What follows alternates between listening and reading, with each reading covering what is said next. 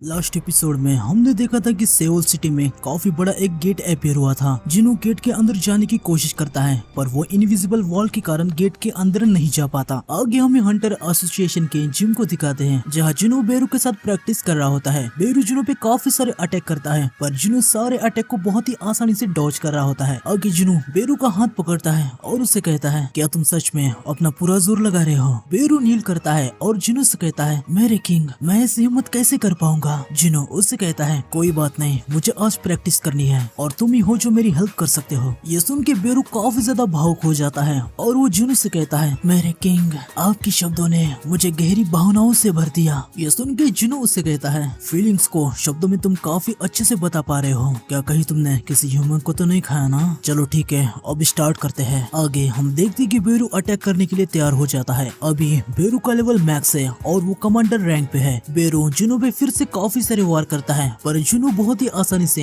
बेरू के सारे वार्स को डॉज और ब्लॉक कर रहा होता है। जिनो बेरू से कहता है, कमांडर रैंक पे प्रमोट होने के बाद तुम काफी स्ट्रॉन्ग हो गए हो। बेरू जिनो के चारों तरफ से काफी तेजी से हमला करता है पर जिनो बहुत ही आसानी से, मतलब भाई किसी बच्चे के साथ खेल रहा हो वैसे बेरू के सारे पावरफुल हमलों को इजीली डॉज कर देता है। आगे जिनो बेरू को एक पंच मारता है जिससे बेरू की बैंड बच जाती है। जिनो बेरू से कहता है, तुम्हें पता है आर्मी में बस एक ही कमांडर हो सकता है। एक बार इग्रिस और ग्रिड जनरल रैंक पे पहुंच जाएंगे, उन्हें कमांडर रैंक में पहुंचने में ज्यादा टाइम नहीं लगेगा। अगर तुम चाहते हो कि तुम्हारी पोजीशन उनमें से कोई ना ले तो अच्छा काम करते रहो। ये सुनने के बाद बेरू और भी ज्यादा पावर से जिनो पे हमला करता है। जिनो मन में कहता है, अभी भी इतना काफी नहीं है। यहाँ तक बेरू मेरी शैडो आर्मी में सबसे स्ट्रॉन्ग है लेकिन वो इतना स्ट्रॉन्ग नहीं है कि उन बंदों के खिलाफ लड़ पाए। आगे जिनो बेरू को और एक पंच जड़ देता है जिससे बेरू दीवार पे टकरा जाता है। बेरू कहता है, किंग की स्ट्रेंथ से मैं लगातार चौंक जाता हूँ। जिनो बेरू के मजे लेते हुए उससे कहता है, लगता है मुझे हिस्टोरिकल ड्रामा चैनल को ब्लॉक करना होगा ताकि तुम उन्हें देख ना पाओ।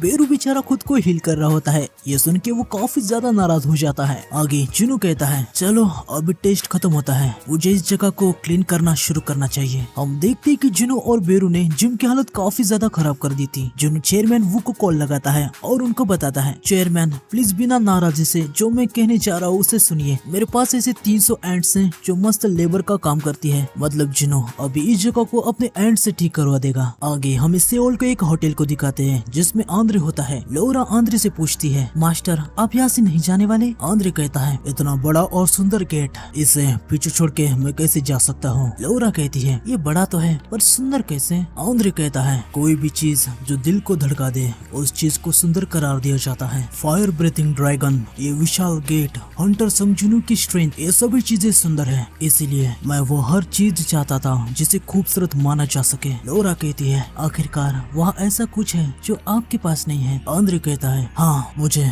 कभी पता नहीं था कि ऐसा कुछ अपीयर हो जाएगा और वैसे भी अभी यूएसए में कोई भी गेट अपीयर नहीं हुआ है तो अभी के लिए वापस जाने की कोई जरूरत नहीं है। लोरा कहती है, हाँ लेकिन ब्यूरो वाले चिंता कर रहे हैं। आंद्रे कहता है, क्या? वो चिंता कर रहे हैं जहाँ संग जिनो है उससे सेफ जगह कोई हो भी सकती है। अगर हम इसे यहाँ पे नहीं रोकेंगे तो कोई भी जगह नहीं हो सकती जहाँ हम वापस जा सकते हैं। इसलिए मैं देखना चाहता हूँ और समझना भी चाहता हूँ कि ये आने वाला मोमेंट ह्यूमैनिटी का अंत है या शुरुआत। आगे हम देखते कि बहुत सारे लोगों को इवैक्यूएट किया जा रहा था। फिर हम जिन्हा और उसकी मॉम को देखते हैं। जिन्हा अपनी मॉम से कहती है, मॉम क्या हम इवैक्यूएट नहीं होने जा रहे? जिन्हा की मॉम कहती है, अगर ये जगह जंग का मैदान होने वाली है तो क्या हमें नहीं चुनना चाहिए कि हम कहाँ मरे? ऊपर से हमारा घर इवैक्यूएशन के जोन में नहीं है। जिन्हा ये बात सुन के काफी ज्यादा नाराज हो जाती है और वो अपने मॉम से कहती है, अगले साल की शुरुआत से मैं कॉलेज स्टूडेंट बनूंगी और मैं अकेले रह सकती हूँ, मैं जो चाहे पी सकती हूँ, मैं अपनी कॉलेज लाइफ को एंजॉय कर सकती हूँ, मेरी जिंदगी बस शुरू ही हो गई है और मैं ऐसे मरना नहीं चाहती। जिन्हा की मॉम कहती है, हाँ ये तो सच है, जिन्हू हमें प्रोटेक्ट करेगा जैसे तुम्हारे पापा ने किया था। आगे हम जिन्हू को देखते हैं। वो मन में कहता है, मैं उनको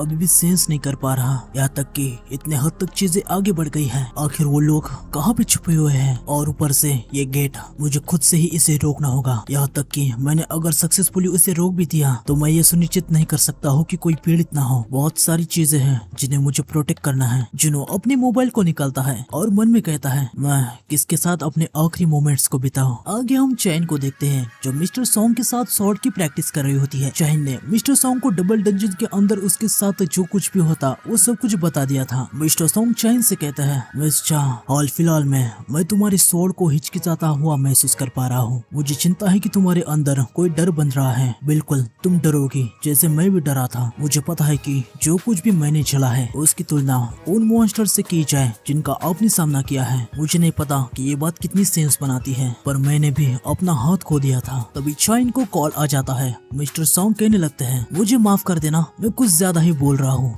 एक हंटर को अपना कॉल उठाना चाहिए। चाइन कॉल को उठाती है। कॉल की दूसरी तरफ संग जिनू होता है और इनके बीच में जो बातें हुई है वो हमें नहीं बताई गई। चाइन अचानक से काफी ज्यादा पैनिक हो जाती है और वो मिस्टर सॉन्ग से कहती है, मास्टर मुझे अचानक से कुछ काम आ गया है तो मुझे लगता है कि मुझे अभी जाना होगा। मिस्टर सॉन्ग कहते हैं, ओ बिल्कुल क्यों नहीं, तुम जा सकती हो। आगे हम देखते कि मिस्टर सॉन्ग समझ जाते कि चाइन इतनी जल्दी में क्यों है। फिर हमें जिनू और चाइन को एक साथ एक अमेजिंग पार्क में दिखाते हैं। सभी लोग जिनू और चाइन को ही देख रहे होते हैं। एक बंदा कहता है, अरे वो हंटर संग जिनू है ना। दूसरा बंदा कहता है, कहाँ? अरे भाई हाँ, वो तो सच में हंटर संग जिनू है। और उसके साइड में वो लड़की कौन है? क्या वो उसकी कोई गर्लफ्रेंड है? अरे रुको, वो तो हंटर गिल्ड की चाइन है ना। इतने सारे लोगों को देख के जिनू कहता है, सिचुएशन को देखा जाए फिर भी यहाँ पे काफी सारे लोग आए हैं। चाइन जिनू से कहती है, क्या तुम्हें इस प्रकार की जगह पसंद है? जिनू कहता है, मुझे बहुत ज्यादा तो पसंद नहीं, पर मैं एक बार तो यहाँ आना पसंद करता हूँ। चाइन कहती है, तुम मुझे ऐसी जगह पे क्यों लेके आए जहाँ तुम बस एक बार आना चाहते हो? जिनू चाइन से कहता है, बस तुम ही मेरी एक फ्रेंड हो। ये सुन के चाइन काफी ज्यादा हैरान हो जाती है। आगे जिनू उसे कहता है, तुमको याद है उस दिन तुमने उस अजीब स्टैचू के सामने कहा था? ये सुन के चाइन काफी ज्यादा ब्लश करने लगती है और वो जिनू से कहती है, क्या तुम सब कुछ वो सुन रहे थे?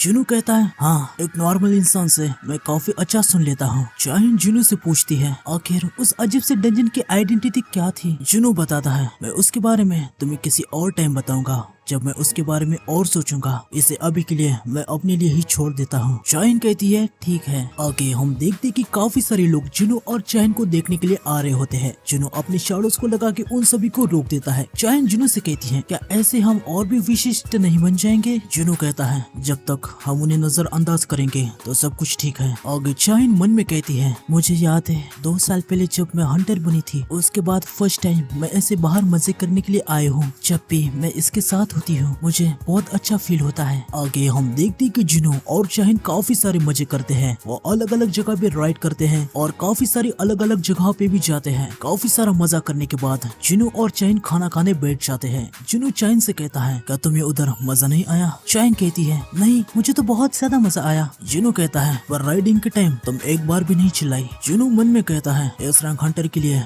ये राइड्स काफी स्लो है। जिनू चाइन से कहता है, क्या वो राइड स्लो थी? चाइन कहती है, हाँ। जिनू कहता है, क्यों ना हम कुछ असली और मजेदार राइड करने चले। ये सुन के चाइन काफी ज्यादा शॉक हो जाती है। आगे हम देखते कि जिनू तो चाइन को काइसल पे राइड करने की बात कर रहा था। वो दोनों काइसल पे खड़े हो जाते हैं। जिनू चाइन से पूछता है, ये कैसा है? चाइन बताती है, ये काफी तेज जा रहा है और काफी ऊपर भी, और साथ ही बहुत ही खूबसूरत। जिनू, तुम ये कर सकते थे तो अमेजिंग पार्क में जाना तुमने क्यों पसंद किया? जिनू बताता है, वो अमेजिंग पार्क, वहीं पे वो गेट अपीयर हुआ था जो मेरे पापा को ले गया था, इसलिए मैं एक बार तो वहाँ पे जाना चाहता था। ये सुन के चाइन थोड़ी सी हैरान सी हो जाती है। आगे वो जिनू से कहती है, जिनू तुम्हारा शुक्रिया, मैंने ये तुम्हें इसलिए कहा क्योंकि तुमने मेरी काफी सारी हेल्प की है। जिनू चाइन से कहता है, अभी भी कुछ है जो मैं तुम्हें दिखाना चाहता हूँ। आगे हम देखते कि रात हो जाती है। जिनू और चाइन एक जगह पे बैठे होते हैं। वो आसमान में सितारे देख रहे होते हैं। आगे हमें अगले दिन को दिखाते हैं जहाँ पे ज्यादातर लोग इवैक्यूएट हो चुके थे। अभी सेउल में बस हंटर ही थे। एक हंटर अपने मन में कहता है, तो ये विशाल गेट कुछ दिनों में ओपन होने वाला है। मैं अभी एक बी रैंक का हंटर हूँ, मुझे केयरफुल रहना होगा।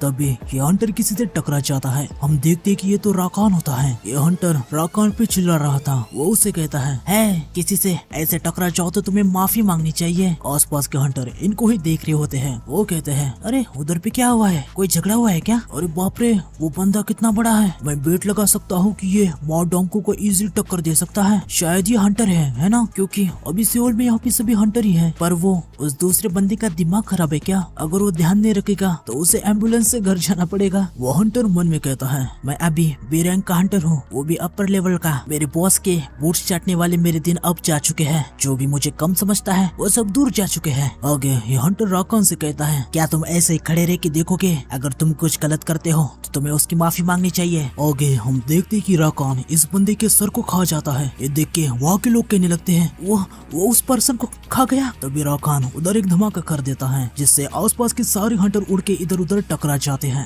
राकान सबसे कहता है, सुनो तुम कमजोर ह्यूमंस, अभी से मैं तुम्हारा शिकार करने वाला हूँ। तुम्हारे स्किन और फ्लैश को मैं अपने दांत और नाखूनों से चीर डालने वाला हूँ। अगर तुम्हारे पास हिम्मत है तो मुझे रोक के दिखाओ। आगे हम चाइन को देखते हैं जो कि एक तालाब से पानी पी रही होती है। जुनू चाइन से कहता है, मुझे आसपास एक होटल पता है जहाँ ब्रेकफास्ट काफी अच्छा मिलता है, कैसा रहेगा कि हम वहाँ पे जाए, वॉश वगैरह करें और खाना खाएं। चाइन कहती है, अच्छा है। जुनू काइसल को बुलाता है। काइसल को देख के चाइन कहती है, तुमने तो कहा था कि होटल पास में ही है। जुनू कहता है, हाँ, अगर हम फुल स्पीड से जाएंगे तो 5 मिनट में पहुँच जाएंगे। ये सुन के चाइन थोड़ी सी हैरान सी हो जाती है और वो अपने मन में कहती है, 5 मिनट में ये कितने माइल्स जाता होगा। आगे हम देखते हैं कि वो वहाँ से उड़ के निकल जाते हैं। फिर आगे हम जिनचुल को देखते हैं। एक एजेंट जिनचुल को बताता है कि एसोसिएशन की बिल्डिंग के सामने एक घुसपैठिया आ गया है। ये सुन के जिनचुल काफी ज्यादा हैरान हो जाता है और वो एजेंट से पूछता है, क्या उधर कोई हताहत तो नहीं हुई ना। एजेंट बताता है, अभी के लिए हम एग्जैक्ट नंबर को नहीं बता पा रहे हैं। जिनचुल बहुत ही ज्यादा पैनिक कर जाता है और वो कहता है, लेकिन अभी डंजन ब्रेक के लिए तो कुछ दिन बचे हुए हैं। जिनचुल मन में कहता है, पहले से ही गेट का सामना करना सरदर्द था, अब ये रैंडम बीस्ट कहाँ से आ पड़ा। जिनचुल एजेंट से पूछता है, संजुनु कहाँ पर है। एजेंट बताता है, अभी के लिए हमें नहीं पता कि वो कहाँ पे है। जिनचुल मन में कहता है, लगता है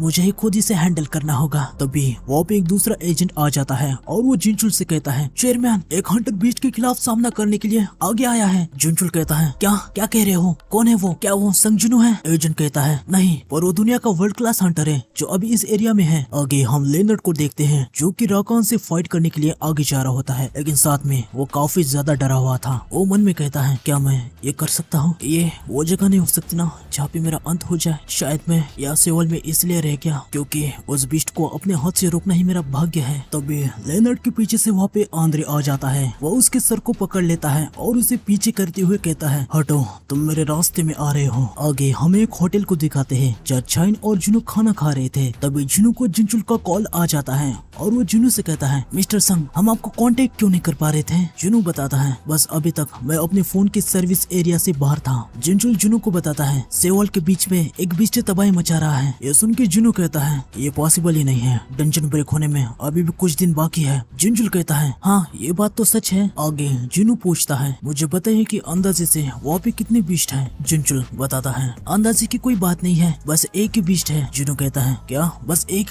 जुनू मन में कहता है, सेओल में अभी सारे हंटर जमा हुए हैं और वो सारे शायद विशाल डंजन ब्रेक को रोकने के लिए तैयार है, फिर भी वो एक मैजिक बीस्ट को रोक नहीं पा रहे जो पता नहीं कहाँ से आया है। आगे जिनचुल कहता है, पक्का है ये कोई साधारण बीस्ट नहीं है, इसने पलक झपकते ही पूरे एक गिल्ड को खत्म कर दिया और अभी भी मुझे बताया गया है कि थॉमस आंद्रे इसके खिलाफ लड़ रहा है। ये सुन के जुनू अपने मन में कहता है, ये नहीं हो सकता, मेरे शैडो सोल्जर्स थॉमस आंद्रे और कई और भी हंटर पे लगे हुए हैं और मैंने उन्हें ऑर्डर दिया है कि कुछ भी असाधारण घटना हो जाए तो मुझे तुरंत रिपोर्ट करे, तो उन्होंने मुझे कुछ कहा क्यों नहीं। यहाँ तक जिस पर्सन को वो प्रोटेक्ट कर रहे हैं वो बीस्ट के खिलाफ फाइट में तक घुस गया है। तभी जुनू अचानक से हैरान सा हो जाता है और वो अपने मन में कहता है, एक मिनट, ये अजीब है, सेवल में मेरी शैडो सोल्जर की प्रेजेंस मुझे कमजोर महसूस हो रही है। ये कुछ ऐसा है जैसे कोई चीज उन्हें सिग्नल में दिक्कत दे रही है। आखिर चल क्या रहा है। यहाँ तक जिन शैडो को मैं बात करने के लिए यूज करता हूँ वो भी चले गए। हम देखते हैं कि जुनू शैडो से बात करने की कोशिश कर रहा होता है पर सिस्टम बताता है डिसाइड किया हुआ शैडो सोल्जर मिल नहीं रहा। जुनू चाइन से कहता है, लगता है कोरिया में अभी कोई प्रॉब्लम चल रही है। चाइन कहती है, क्या डंजन ब्रेक हो गया। जुनू बताता है, नहीं, मुझे लगता है कि कुछ और ही है। जुनू मन में कहता है, एक पावरफुल दुश्मन जिससे नेशनल लेवल हंटर सामना करने के लिए गया है और मेरे सिग्नल्स में दिक्कतें आ रही है, कहीं ये वो तो नहीं है ना। जुनू जिनचुल से पूछता है, चेयरमैन क्या उस बीस्ट की कोई शैडो है, आपको चेक करना होगा और देखना होगा कि उसकी है या नहीं, क्योंकि ऐसा हो सकता है कि उन्होंने कोलोसल बीस्ट को एक इनविजिबल शैडो के अंदर छुपा के रखा है। आगे हमें आंद्रे की तरफ का सीन दिखाते हैं। आंद्रे को सामने जाते हुए लेनर्ड और पीछे के सारे हंटर काफी ज्यादा हैरान रह जाते हैं। आंद्रे पीछे के सारे हंटर से कहता है, तुम गधे लोग ऐसे ही खड़े मत रहो, जाओ और सिविलियंस को इवैक्यूएट करो। आंद्रे राकान को देखते हुए कहता है, लगता है इस जंगली बीस्ट को अपनी जगह पता नहीं। हम देखते कि राकान हंसने लगता है। उसे ऐसा देख के आंद्रे कहता है, पागल बीस्ट को परास्त किया जाना चाहिए, ये जग जाहिर सत्य है। आगे हम देखते कि राकान आंद्रे के सामने आ जाता है। आंद्रे भी रेज में आ जाता है। राकान अपने पंजों से आंद्रे पे हमला कर देता है, लेकिन इससे आंद्रे की बॉडी पे एक खरोच तक नहीं आता।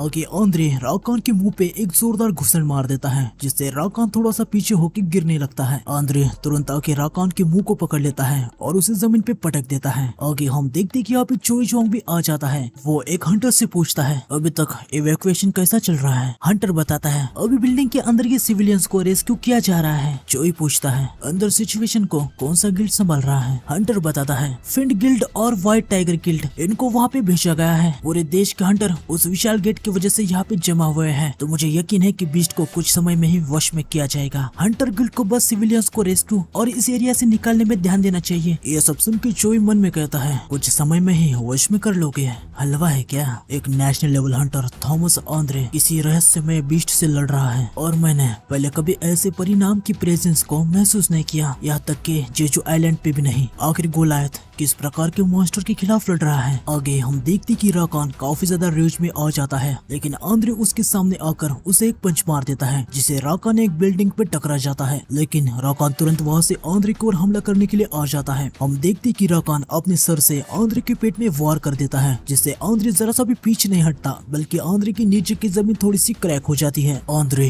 राकान को पकड़ लेता है और उधर ही जमीन पे जोर से पटक देता है, लेकिन तभी राकान अपने पैर से आंद्रे पे हमला करके आंद्रे को पीछे ढकेल देता है। आंद्रे अपने रीइंफोर्समेंट स्किल का यूज करता है। आगे हम देखते कि यहाँ पे बेक और उसका पूरा गिल्ड भी आ जाता है। आंद्रे और राकान की फाइट को देख के बेक कहता है क्या ये वही एपियर हुआ मैजिक बीस्ट है जिसके बारे में रिपोर्ट किया गया था। फिर बेक आंद्रे को देखते हुए कहता है इसका मतलब वो जो बंदा वहाँ पर है वो दुनिया में प्रसिद्ध गोलायत थॉमस आंद्रे होगा। बेक आंद्रे से कहता है गोलायत आप बेस्ट हो, उसको खत्म कर दो। आंद्रे बेक से कहता है तुम गधो जल्दी से कवर ले लो। बेक मन में कहता है ये कोई साधारण बीस्ट नहीं है, मुझे भी जल्दी से अभी ट्रांसफॉर्म होना चाहिए। आगे हम देखते कि राकान बेक के साइड से होके आंद्रे की तरफ जा रहा होता है। जैसे कि हमें पता है कि बेक के पास एक ऐसी स्किल है जिससे वो अपने सामने वाले की पावर को सेंस कर सकता है। जब राकान उसकी साइड से निकल रहा होता है वो देखता है कि राकान बहुत बड़ा बीस्ट और बेक उसके सामने एक छोटा सा टाइगर है। डर के मारे बेक के पसीने छूटने लगते हैं। वो बस यही सोच रहा था कि वो शिकार न बने। आगे वो मन में कहता है मैं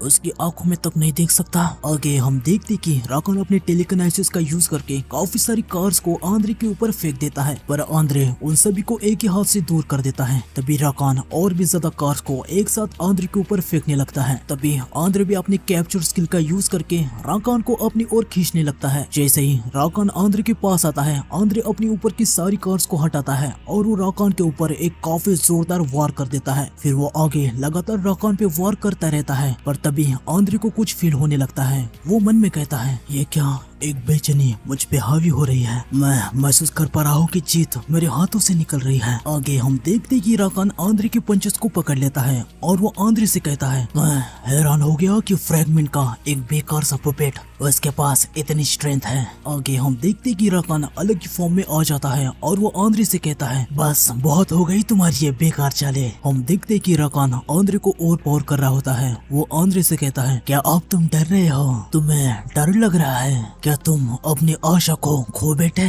आंद्रे को हारता देख सभी के सभी बहुत ही ज्यादा हैरान हो जाते हैं। तभी राकान आंद्रे की शैडो में जिनू के एंड को देखता है और वो कहता है लगता है ये छोटा सा चूहा यहाँ पे छुपा हुआ है। राकान जिनू की शैडो को बाहर निकालता है और वो आगे कहता है शैडो में छुप के तुम क्या कर रहे थे। आगे राकान एंड की शैडो को डिस्ट्रॉय करके वहाँ पे फेंक देता है। फिर वो आंद्रे को पकड़ता है, पर हम देखते कि आंद्रे उसके कवच के अंदर नहीं होता। हालांकि राकान को इसके बारे में कुछ भी नोटिस नहीं होता। वो आंद्रे से कहता है तो चलो क्या अब हम वहीं से शुरू करें जहाँ से हमने छोड़ा था। तुम तुम्हारी स्ट्रेंथ पे कुछ ज्यादा ही कॉन्फिडेंस हो, इसलिए चलो ब्रूट स्ट्रेंथ की बैटल करते हैं। हम देखते हैं कि राकान अपना पूरा जोर लगा देता है और आंद्रे का कवच टूट जाता है। इससे राकान काफी ज्यादा हैरान हो जाता है क्योंकि कवच के अंदर कोई भी नहीं था। तभी हम देखते हैं कि आंद्रे राकान के पीछे आ जाता है और राकान की गर्दन को जकड़ लेता है। वो राकान से कहता है तुम क्या करने जा रहे थे। पर तभी हम देखते कि राकान अपने सर को नीचे की ओर मुड़ा के हंसने लगता है। फिर वो अपने आप को आंद्रे की पकड़ से छुड़वा लेता है। उसके बाद वो आंद्रे के सर को पकड़ के उसे जमीन पे बहुत ही जोर से पटक देता है और फिर वो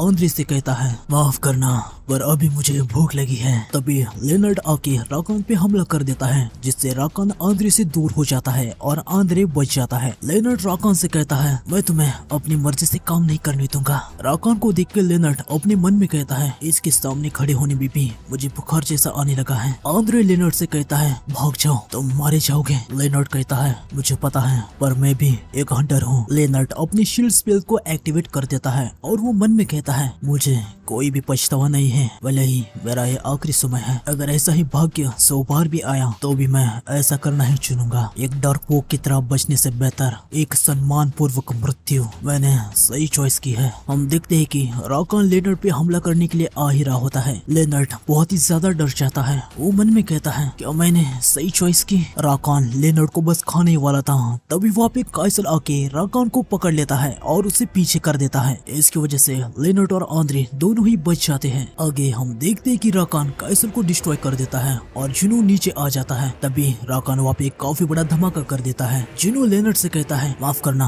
पर क्या तुम थॉमस को कहीं सेफ जगह ले जा सकते हो। आगे हम देखते हैं कि राकान अपने ट्रू फॉर्म में आने लगता है। वो जुनू से कहता है तो ये सच है एक ह्यूमन के पास उस कम्युनिस्ट शैडो की सेंट है। लेनर्ड और आंद्रे पीछे चले जाते हैं। लेनर्ड जुनू से कहता है हमारी चिंता मत करो। जुनू मन में कहता है इसे खून की काफी प्यास है और ऊपर से ये अकेला नहीं है। आगे हम देखते हैं कि वापस सिलाद और क्वेशा भी आ जाती है। राकान कहता है एक सुप्रीम बीइंग के पावर का ये इतने ज्यादा लेवल पे कैसे आगे बढ़ा पाया, इसके पास तो बस एक ह्यूमन की बॉडी है। सिलाद कहता है आर्किटेक्ट ने जरूर कोई रास्ता ढूंढ लिया होगा, काफी समय से उसने शैडो मोनार्क के साथ सौदा किया था। क्वेशा कहती है तो क्या मैं इस ह्यूमन की लाश को खा सकती हूँ। मैं हमेशा से जानना चाहती थी कि दूसरे मोनार्क की टेस्ट कैसी होगी। तीनों मोनार्क जुनू को घेर लेते हैं। आगे हम देखते कि वहाँ पे काफी बड़ा ब्लास्ट हो जाता है। जुनू अपनी शैडोज को समन करता है। जुनू की शैडोज तीनों मोनार्क पे हमला करने के लिए जा रही होती है। सिलाद अपनी ब्रेथ वाली पावर का यूज करके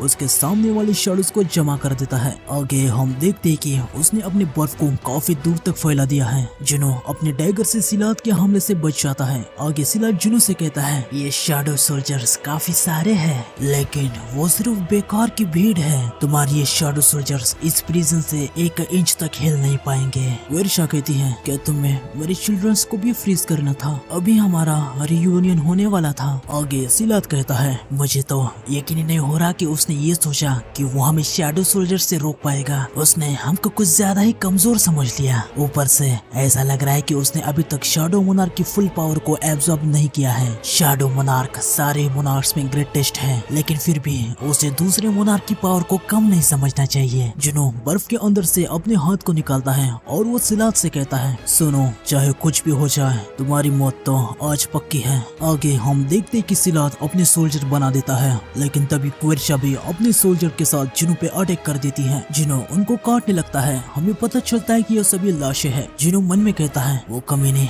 वो इन लाशों का यूज कर रही है। तभी आइस भी जुनू पे अपने पैर से हमला करने लगता है लेकिन जुनू वहाँ से हट जाता है और काफी तेजी से एक आइस बीस्ट को काट डालता है। उसके बाद वो बाकी के काफी सारे आइस बीस्ट को भी काट डालता है। इसके बाद वो सिलाद पे हमला करने के लिए आ रहा होता है। सिलाद पैनिक हो जाता है। जुनू सिलाद पे हमला करे इससे पहले राकान जुनू के सामने अपना पंजा लाके जुनू को रोक देता है। फिर ये दोनों काफी तेजी से एक दूसरे पे हमला करने लगते हैं। आगे जुनू कामिश के डैगर से राकान के हाथ को काटने वाला था। राकान कहता है तुम्हें क्या लगता है तुम एक मेटल के टुकड़े से मुझे डैमेज दे सकते हो। राकान अपने पंजे से जुनू पे हमला कर देता है और जुनू उसके पंजे को काट डालता है। ये देखिए राकान बहुत ही ज्यादा हैरान हो जाता है। तभी क्वेशा जुनू पे अपनी पावर से अटैक कर देती है। राकान अपने पंजे को फिर से जोड़ लेता है। आगे हम देखते हैं कि जुनू के साइड में सिलाद के आइस बीस्ट और क्वेशा के सोल्जर्स आ जाते हैं। तभी हम देखते हैं कि सिलाद की जमी हुई बर्फ से बेरू बाहर आ जाता है। बाहर आते ही बेरू जुनू से कहता है मेरे लीज आप ठीक तो है ना। बेरू क्वेशा को देखते हुए कहता है उस इंसेक्ट वुमेन की हिम्मत कैसे हुई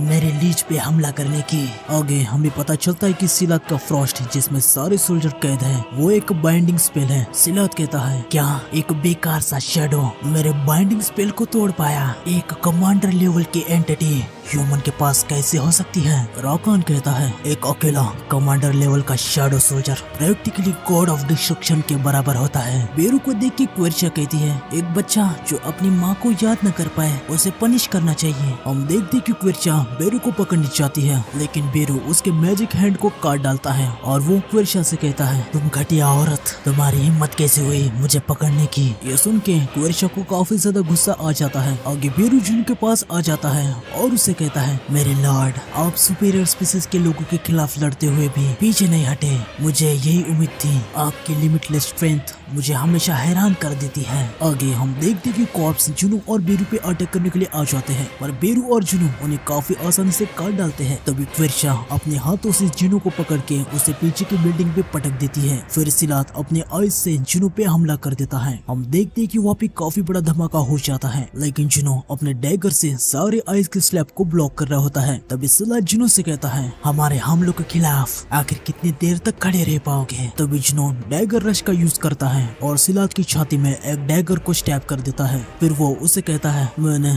तुम्हें पहले भी कहा है कि तुम यहाँ से बच के बिल्कुल नहीं जाने वाले। ये सुन के सिलात को बहुत ही ज्यादा गुस्सा आ जाता है। वो जुनू के डैगर को निकालते हुए उससे कहता है, तुम बेवकूफ कहीं है, तुम्हारे जैसे ह्यूमन की मेरे जैसे मुनार को ये कहने की हिम्मत कैसे हुई। जुनू मन में कहता है, वार उसके दिल पे लगा है, मुझे लगता है कि उसको घातक घाव देने के लिए इतना काफी नहीं है। जुनू सिलात पे हमला करने के लिए आगे आ रहा होता है, लेकिन तभी उसके पीछे राकान आ जाता है। राकान अपने वेपन को निकाल के जुनू के पीठ पे वार कर देता है, जिससे जुनू को काफी गहरा घाव लग जाता है। जुनू के मुंह से खून भी आने लगता है। ये देख के बेरू बहुत ही ज्यादा डर जाता है। वो तुरंत जुनू के पास आने लगता है। तभी क्वेरशा बेरू को पकड़ लेती है और उसे कहती है, मैं सारी इंसेक्ट्स की माँ हूँ, भले ही तुम मुझे याद नहीं कर पा रहे हैं, लेकिन फिर भी तुम मेरे बच्चे में से एक हो। बेरू उसे कहता है, मुझे जाने दो। राकान जुनू से कहता है, अब ये तुम्हारा अंत है। बेरू सारी शैडो सोल्जर से कहता है, तुम सभी क्या कर रहे हो, जल्दी बाहर आओ और हमारे लॉर्ड को असिस्ट करो।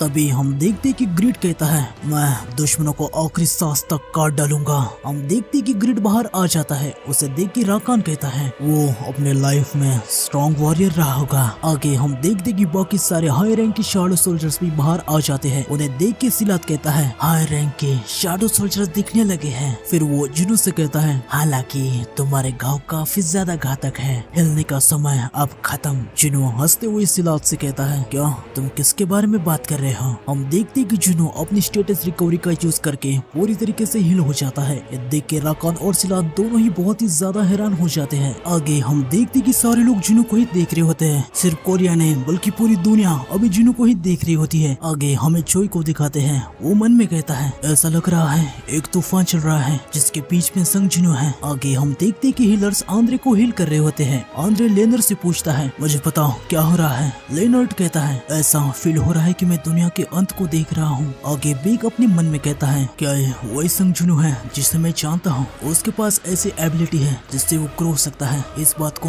मैं जानता हूँ, और इतने कम समय में वो आखिर कितना ज्यादा स्ट्रॉन्ग बन गया है। आगे हम देखते कि इग्रिस और एक शैडो राकान पे हमला कर देते हैं, पर राकान उन दोनों के हमले को ब्लॉक कर देता है। ब्रीड और एक मिस शैडो जो कि शायद टस्क है, वो सिलात पे हमला कर देते हैं, पर सिलात इन दोनों के हमलों को ब्लॉक कर देता है। बेरू क्वेरशा की छूट से पकड़ जाता है और वो उसके हाथ की उंगली को काट डालता है। आगे हम जुनू को देखते हैं जो कि राकान पे हमला कर रहा होता है। वो कहता है, आर्किटेक्ट ने एक भविष्यवाणी की थी, आग के स्तंभ जो दुनिया को पकड़ के रखते हैं वो मुझे मार देंगे, लेकिन उसने जो नहीं कहा था वो ये है कि वो स्तंभ भी गिर सकते हैं या नहीं। आगे एक बिल्डिंग के ऊपर हम लिमग्यू को देखते हैं। वो कहता है, मैं शॉट लेने की कोशिश कर रहा हूँ, पर मुझे लगता है कि मुझे इस फाइट में दखल नहीं देनी चाहिए। आगे नरेटर हमें बताता है कि 30 मिनट पहले फिन गिल्ड के असासिन्स को कुछ एरिया में भेजा गया था। एक बार उन्हें सिग्नल मिलेगा, वो सभी टारगेट को एक साथ फायर के सपोर्ट से हमला कर देंगे, और ये सब करने के बाद उम्मीद है कि दुश्मन पे एक घातक हमला हो जाए। आगे प्रेजेंट में लिमग्यू अपने मन में कहता है, मुझे नहीं पता कि हम में से यहाँ कितने बच जाएंगे। हमारा ये अटैक फेल हुआ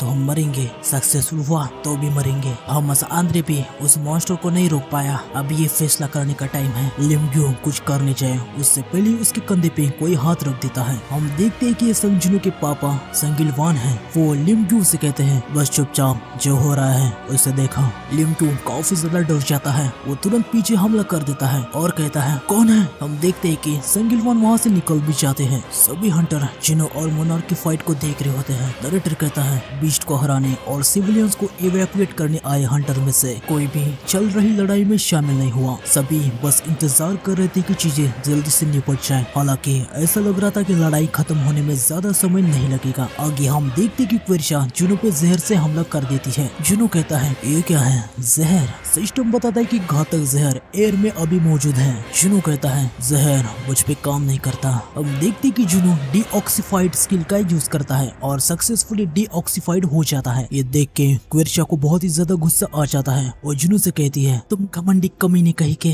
अब मैं तुम्हें टुकड़ों में काट दूंगी। हम देखते कि जुनू पे हमला करने के लिए क्वेरशा आ जाती है। जुनू कमांडर अथॉरिटी का यूज करके क्वेरशा को एक ही जगह पे रोक देता है। ये देख के क्वेरशा भी बहुत ही ज्यादा हैरान हो जाती है। वो मन में कहती है, एक जबरदस्त पावर, मैं इसे छुटकारा नहीं कर पा रही। आगे जुनू क्वेरशा के सामने आ जाता है और मल्टीलेशन स्किल का यूज करके वो उसको काट डालता है। मरते हुए क्वेरशा आखिरी शब्द कहती है, अच्छा तो ये डेथ है, एक घना सा डार्कनेस जो हम जैसे बींग्स को भी, जो कि डार्कनेस से बने हैं, उन्हें भी डरा दे। कैसा शानदार डार्कनेस है। आगे हम देखते कि क्वेरशा पूरी तरीके से खत्म हो जाती है। सिस्टम बताता है, तुमने 9 मोनार्क में से मोनार्क क्वेरशा द मोनार्क ऑफ प्लेज को हरा दिया है। हम देखते कि जुनू का लेवल 3 से बढ़ जाता है। क्वेरशा की डेथ को देख के सिलाद काफी ज्यादा हैरान हो जाता है और वो कहता है, ये कैसे हो सकता है, मुझे तो यकीन ही नहीं हो रहा। अभी तक उसके पास शैडो मोनार्क का पूरा कंट्रोल भी नहीं है। क्या हम फिर से केओस पे राज करने वाले सबसे पावरफुल किंग का सामना करने का भयानक अनुभव करना होगा? तभी पीछे से राकान कहता है, क्या तुम डर रहे हो? आगे हम देखते कि राकान ने बेरू को पकड़ लिया होता है और सिलाद ने फिर से काफी सारे शैडो सोल्जर को फ्रीज कर दिया होता है। राकान कहता है, अभी वो काफी ज्यादा थका हुआ है और ऊपर से वो अपने शैडो सोल्जर्स पे कुछ ज्यादा ही निर्भर है। ये प्रूव करता है कि वो कंप्लीट नहीं है और एक इनकम्प्लीट मोनार्क एक ट्रू मोनार्क को नहीं रोक सकता। हम देखते कि बेरू की हालत अच्छी नहीं होती। जुनू भी मन में कहता है, बेरू की प्रेजेंस धुंधली होती जा रही है। क्या इसी का यूज करके उसने उस शैडो से छुटकारा पाया था जो मैंने आंद्रे के ऊपर असाइन करके रखी थी? आगे जुनू कहता है, सामान कैंसल, बेरू वापस आ जाओ। लेकिन हम देखते कि सिस्टम बताता है, स्पेसिफाइड टारगेट वापस नहीं आ सकता। यह सब देख के जुनू काफी ज्यादा हैरान हो जाता है। लेकिन अगले ही पल जुनू काफी तेजी से जाके राकान के हाथ को काट डालता है और बेरू को बचा लेता है और उसे वापस अपनी शैडो में भेज देता है। जुनू मन में कहता है, मैं बेरू को डिस्ट्रॉय होने से बचा पाया, लेकिन मैं नहीं जानता कि आगे क्या हो सकता है। सिलाद राकान से कहता है, बीस्ट के किंग, तुमने सही कहा। आगे हम देखते कि सिलाद उस पूरी जगह पे अपनी बर्फ फैला देता है और जुनू से कहता है, ऐसा लगता है कि तुम अपनी पावर्स को कुछ ज्यादा ही समझते हो। भले ही तुम अपनी माना का यूज करके तुम्हारे पपेट्स को कंट्रोल कर सकते हो, हमें बस उनके तार को काटने की जरूरत है ताकि तुम उन्हें कंट्रोल ना कर पाओ। हम देखते कि सिलाद वहाँ पे काफी सारा आइस फैला देता है और फिर वो जुनू से कहता है, मैं तुम्हारे पपेट्स को मेरे अधिकार में फंसा लूंगा और उन्हें कई बार हीलिंग और रिजरेक्शन से गुजार दूंगा। फिर तुम्हारे सोल्जर्स और कुछ नहीं, बस तुम्हारा माना खाएंगे। अब तुम क्या करोगे? सिलाद अपने वेपन से जुनू पे हमला कर देता है। जुनू अपने डैगर से उसके वेपन को रोक तो देता है, पर जुनू के कंधे पे एक कट लग जाता है। फिर सिलाद जुनू को उठा के फेंक देता है, लेकिन आगे वो देखता है कि जुनू वहाँ पे नहीं है। जुनू वहाँ से अपनी स्टील स्किल का यूज करके अचानक से सिलाद के पीछे से हमला करने आ जाता है। सिलाद जुनू के हमले को डॉज कर देता है। सिलाद अपने वेपन से जुनू पे हमला कर देता है और उसे पीछे फेंक देता है। जुनू मन में कहता है, वो काफी